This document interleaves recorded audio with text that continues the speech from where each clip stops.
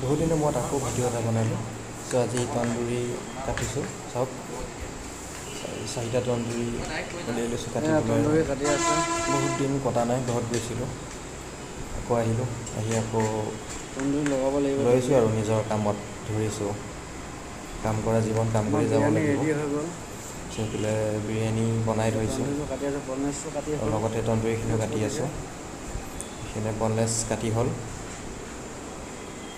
বনলেছটো কাটিলোঁ, তাৰপিছত তন্দুৰীটো কাটি আছোঁ আৰু লগতে বিৰিয়ানীটো বনালোঁ। লগৰটোৱে তন্দুৰী মছলা লগাব, 4টা কাটিছে।